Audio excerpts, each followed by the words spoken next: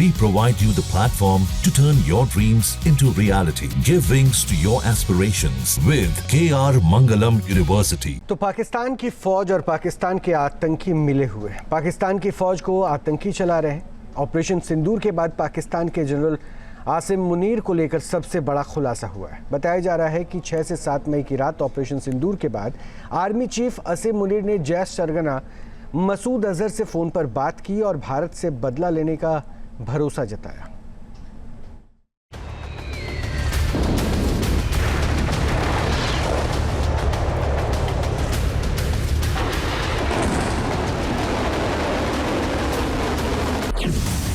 पाकिस्तान की फौज आतंकियों की फौज है।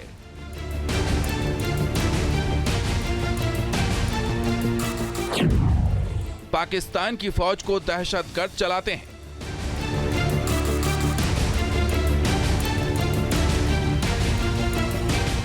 पाकिस्तान में जिहादी जनरल चला रहा है आतंकी हुकूमत। इसका खुलासा और इसके सबसे बड़े सबूत सामने आ चुके हैं।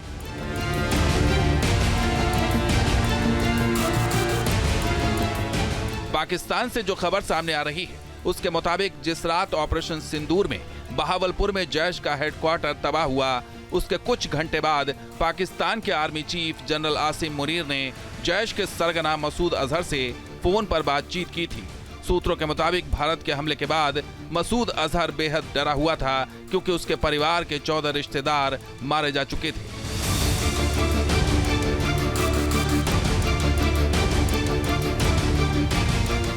बहावलपुर में जैश का हेडक्वार्टर मिट्टी में मिलने के बाद आतंकी मसूद अजहर बुरी तरह से घबराया हुआ था। उसके चेहरे पर हवाइयां उड़ रही थीं।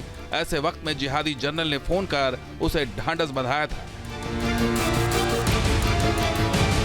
इतना ही नहीं, जनरल मुनीर ने मसूद अजहर को भारत से बदला लेने का भरोसा भी दिया था और संभवतः इसी बातचीत के बाद पाकिस्तान के जिहादी जनरल ने पाकिस्तान की फौज को हिंदुस्तान में आम सिविलियन को टारगेट करने का आदेश दिया था।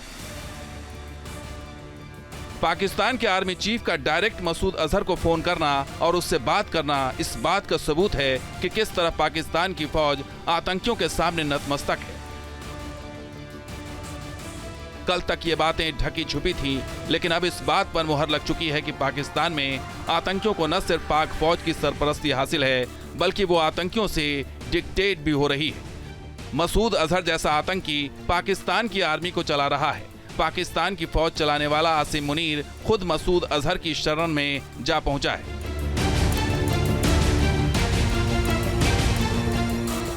दरअसल बहावलपुर में जिस मस्जिद की आड़ में जैश ए मोहम्मद का मुखिया वर्षों से आतंक का अड्डा चला रहा था, लेकिन यह पहली बार है जब भारत ने ऑपरेशन सिंदूर में आतंक के अड्डों को तहस नहस कर डाला।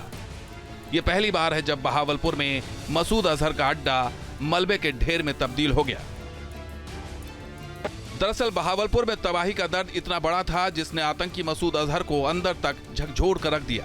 भारत के एयर स्ट्राइक में जैश का मुख्यालय तबाह हुआ तो वहीं मसूद अजहर के 14 रिश्तेदार भी मारे गए, जिसमें आतंकी मसूद अजहर की बड़ी बहन और बहनोई भतीजा भाभी भी मारे गए। यही वजह है कि पाकिस्तान की आर्मी और उसका चीफ मसूद अजहर के आंसू पोंछने की कोशिश कर रहा है, तो वहीं पाकिस्तान की शहबाज सरकार ने भी अपना बचा कुचा खजाना आतंकियों पर लुटाने का फैसला कर लिया है। शहबाज सरकार ने ऐलान किया है कि वो भारत के ऑपरेशन सिंदूर में मारे गए 100 से ज्यादा आतंकियों के प्रत्येक परिवार को 1 करोड़ रुपए का मुआवजा देगी। इसकी घोषणा पाकिस्तान के प्रधानमंत्री दफ्तर की तरफ से जारी प्रेस विज्ञप्ति में की गई थी। बहावलपुर और मुरीद के जैसे आतंकी ठिकाने एक प्रकार से ग्लोबल टेररिज्म की यूनिवर्सिटीज रही है। दरअसल जिस बहावलपुर में जैश का हेडक्वार्टर ध्वस्त हुआ वो भारत के निशाने पर कई सालों से था। ये लाहौर से करीब 400 किलोमीटर दूर स्थित है। जैश के सरगना मसूद अजहर का सुभानुल्लाह परिसर के जामिया मस्जिद में था। ये ठिकाना उस्मानो अली कैंपस के नाम से मशहूर था। जैश का ये कैंपस करीब 18 एकड़ में फैला है। जैश के इस गढ़ में आतंकियों की भर्ती से लेकर ट्रेनिंग कैंप चल रहे थे। जैश का यह हेडक्वार्टर पाकिस्तान के 31 कॉर्प्स के मुख्यालय से कुछ ही दूरी पर स्थित है। पाकिस्तानी आर्मी और आईएसआई की छत्र छाया में मौलाना मसूद अजहर खुद को महफूज समझ रहा था। सूत्रों के मुताबिक बहावलपुर में ही पाकिस्तान का एक खुफिया परमाणु ठिकाना भी मौजूद है।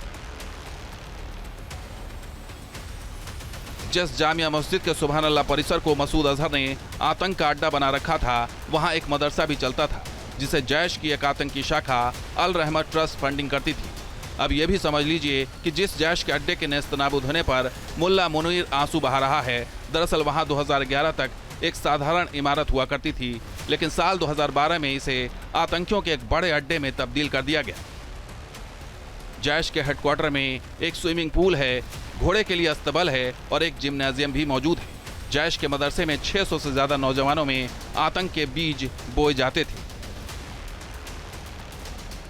ये वही मौलाना मसूद अजहर है जिसे साल 1994 में दिल्ली एयरपोर्ट से गिरफ्तार किया गया था।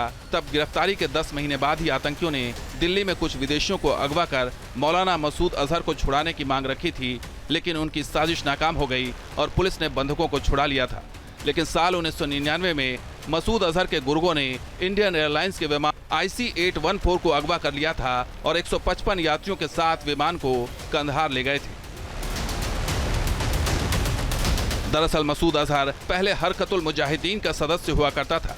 1999 में रिहाई के बाद उसने जैश ए मोहम्मद नाम के एक नए आतंकी संगठन की स्थापना की थी। भारत से रिहाई के बाद मसूद अजहर को पाकिस्तान की फौज ने आसरा दिया। ISI की सरपरस्ती में मसूद अजहर ने बहावलपुर में भारत विरोधी टेरर कैंप खड़े किए, जहां से वो आतंकियों की घुसपैठ और भारत में हमले की प्लानिंग करने लगा। साल 2000 के बाद जैश ए मोहम्मद ने भारत में कई हमले कराए, जिनमें साल 2000 में जम्मू कश्मीर विधानसभा में हमला, साल 2001 में जैश ने भारत के संसद भवन पर हमला कराया, साल 2016 में पठानकोट एयरबेस पर हमला कराया, साल 2019 में पुलवामा में CRPF के काफिले पर आत्मघाती हमला कराया। भारत ने जैश ए मोहम्मद पर साल 2002 में प्रतिबंध लगा दिया था, लेकिन जैश पर इसका कोई असर नहीं पड़ा। मौलाना मसूद अजहर के ये आतंकी अड्डे पाकिस्तान सरकार और फौज की सरपरस्ती में धड़ल्ले से चलते रहे, लेकिन अब ऑपरेशन सिंदूर के बाद भारत ने मौलाना मसूद से पुराना हिसाब किताब चुकता कर लिया है। दरअसल मसूद अजहर पहले हरकतुल मुजाहिदीन का सदस्य हुआ करता था। 1999 में रिहाई के बाद उसने जैश ए मोहम्मद नाम के एक नए आतंकी संगठन की स्थापना की थी। भारत से रिहाई के बाद मसूद अजहर को पाकिस्तान की फौज ने आसरा दिया। ISI की सरपरस्ती में मसूद अजहर ने बहावलपुर में भारत विरोधी टेरर कैंप खड़े किए, जहां से वो आतंकियों की घुसपैठ और भारत में हमले की प्लानिंग करने लगा। साल 2000 के बाद जैश ए मोहम्मद ने भारत में कई हमले कराए, जिनमें साल 2000 में जम्मू कश्मीर विधानसभा में हमला, साल 2001 में जैश ने भारत के संसद भवन पर हमला कराया, साल 2016 में पठानकोट एयरबेस पर हमला कराया, साल 2019 में पुलवामा में CRPF के काफिले पर आत्मघाती हमला कराया। भारत ने जैश ए मोहम्मद पर साल 2002 में प्रतिबंध लगा दिया था, लेकिन जैश पर इसका कोई असर नहीं पड़ा। मौलाना मसूद अजहर के ये आतंकी अड्डे पाकिस्तान सरकार और फौज की सरपरस्ती में धड़ल्ले से चलते रहे, लेकिन अब ऑपरेशन सिंदूर के बाद भारत ने मौलाना मसूद से पुराना हिसाब किताब चुकता कर लिया है। Team news nation. News nation अब व्हाट्सएप पर खबरों के ताजा अपडेट के लिए न्यूज नेशन के इस QR कोड को स्कैन करें।